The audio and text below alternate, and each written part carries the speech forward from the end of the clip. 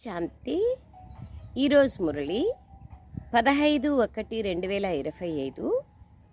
మధురమైన పిల్లలారా, మిమ్మల్ని స్వచ్ఛబుద్ధి కలవారిగా చేసేందుకు బాబా వచ్చారు. స్వచ్ఛబుద్ధి కలవారిగా అయినప్పుడు మీరు దేవతలుగా అవుతారు.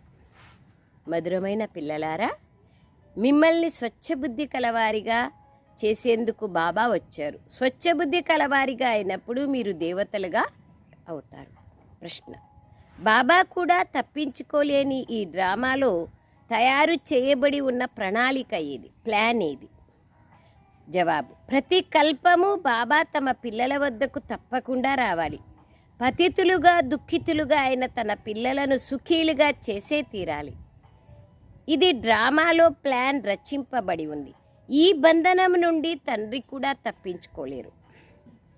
ప్రశ్న, రెండవ ప్రశ్న: చదివించే తండ్రికి గల ముఖ్యమైన విశేషత ఏమి? జవాబు: వారు చాలా నిరహంకారులుగా అయ్యి పతిత ప్రపంచంలో పతిత తనువులో వస్తారు.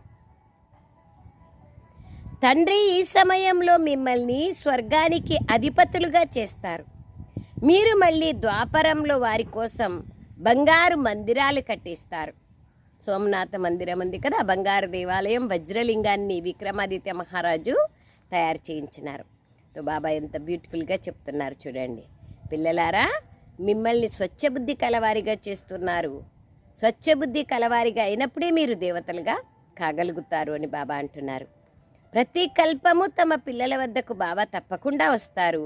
దుఃఖితులైన పతితులైన పిల్లల్ని సుఖీగా తయారు చేసేందుకు వస్తారు. డ్రామాలో ఈ ప్లాన్ రచింపబడి ఉంది. ఈ బంధనం నుండి బాబా కూడా విడిపించుకోలేరు. ఎందుకంటే ఆల్రెడీ ఒక్కసారి ఫిక్స్ అయిపోయిందంటే మళ్ళీ విడిపించుకునేకి సాధ్యం లేదు. బాబా నిరహంకారి అయినారు. అందుకే పతిత ప్రపంచంలో పతిత శరీరంలో వస్తారు. తనకి షాంఠాన్ ఏమీ లేదు.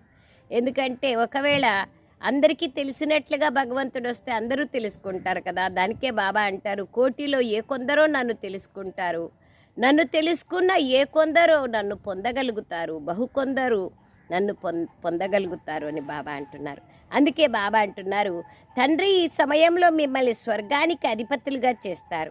మీరు మళ్ళీ ద్వాపర యుగంలో వారి కోసం బంగారు మందిరాలు కట్టిస్తారు. పాట: ఈ పాప ప్రపంచం నుండి మమ్మల్ని దూరంగా తీసుకెళ్ళండి తండ్రి. ఎక్కడ సుఖము, నిశ్చింతత మరియు శాంతి ఉందో, నెమ్మది ఉందో ఆ ప్రపంచానికి తీసుకెళ్ళండి. ఓం శాంతి. మధురాతి మధురమైన ఆత్మిక పిల్లలు పాట విన్నారు. 2 ప్రపంచాలు ఉన్నాయి. ఒకటి పాప ప్రపంచం, మరొకటి పుణ్య ప్రపంచం.